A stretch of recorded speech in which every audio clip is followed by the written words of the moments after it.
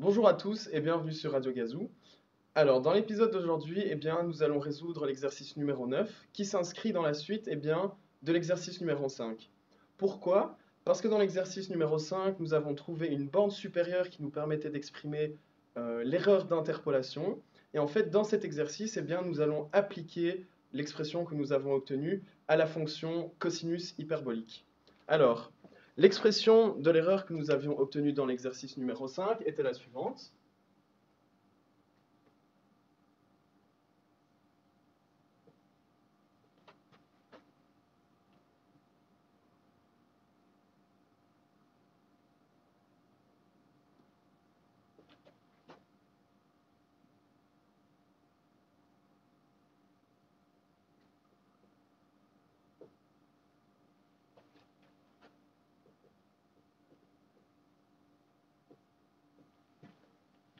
Alors, l'expression suivante est bien une borne supérieure où h représente le pas entre chaque abscisse de notre fonction et nous allons chercher le point maximum de la dérivée n plus unième, comme on peut le voir ici, sur l'intervalle x0, xn.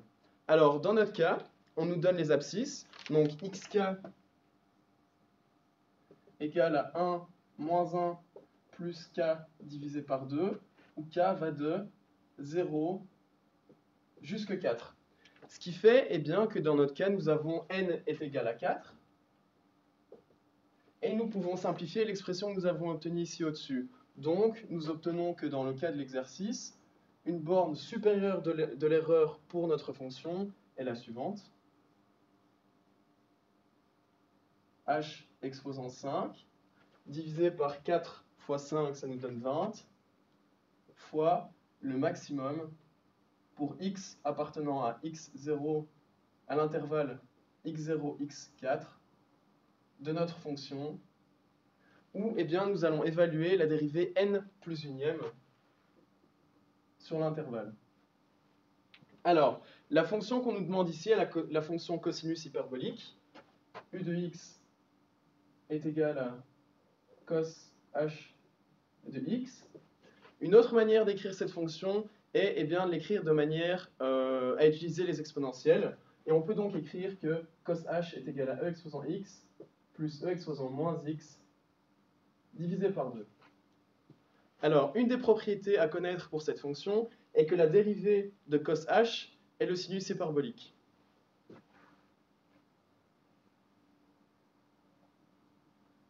Donc, on va noter ça ici, comme ça on le retient. Voilà. Pourquoi est-ce que j'ai noté ça? Tout simplement parce qu'en fait, on nous demande d'évaluer la dérivée cinquième du cosinus hyperbolique. Donc, nous allons utiliser cette propriété de dérivée du cosinus hyperbolique. Alors, ce qu'il est également important de faire, c'est évaluer le pas h ici pour connaître, pour pouvoir évaluer notre erreur. Alors, comment est-ce qu'on va évaluer notre pas h? Tout simplement en utilisant les xk et en comparant la différence des xk. Donc, par exemple, on peut commencer par x0. Donc, x0 est égal à moins 1 plus 0, donc ça fait moins 1. x1 est égal à moins 1 plus 1 demi, ce qui nous fait moins 1 demi. x2 est égal à moins 1 plus 2 divisé par 2, ce qui nous fait 0. x3 est égal à 1 demi. Et x4 est égal à 1. Et on voit bien, que le pas qui existe entre chaque abscisse xk est égal à 1 demi. Donc, dans notre évaluation de l'erreur, nous avons que h est égal à 1 demi. Alors, ensuite, ce qui nous reste à calculer pour avoir notre erreur, c'est la valeur maximum de la dérivée cinquième de notre fonction cosinus hyperbolique. Donc nous allons faire cela tout de suite. Comment est-ce que nous allons procéder? En premier, nous allons évaluer l'expression de la dérivée cinquième de notre cosinus hyperbolique. Donc, on dérive une première fois le cosinus hyperbolique, on obtient un sinus hyperbolique. On dérive le sinus, on obtient le cosinus. On fait ça 5 fois, ce qui nous fait que la dérivée cinquième de notre cosinus hyperbolique, c'est l'expression du sinus hyperbolique. Alors, quelque chose qui peut être également utile, c'est eh bien, de se représenter la forme de cette fonction. Donc, si je trace ici le plan xy, notre cosinus hyperbolique a cette tête-ci. Alors, ce que nous allons faire maintenant, c'est évaluer la valeur maximum du sinus hyperbolique sur l'intervalle moins 1, 1. Donc entre x égale à 0 et x égale à 1.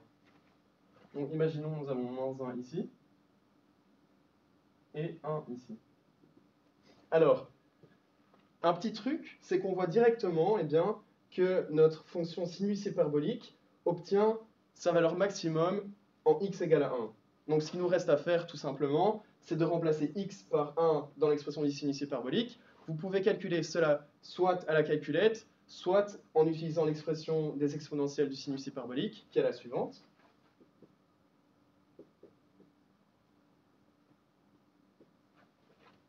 Et vous obtiendrez alors la valeur de tout ce terme ici, qui est en réalité égal, du coup, je vais le noter, à sinus hyperbolique de 1.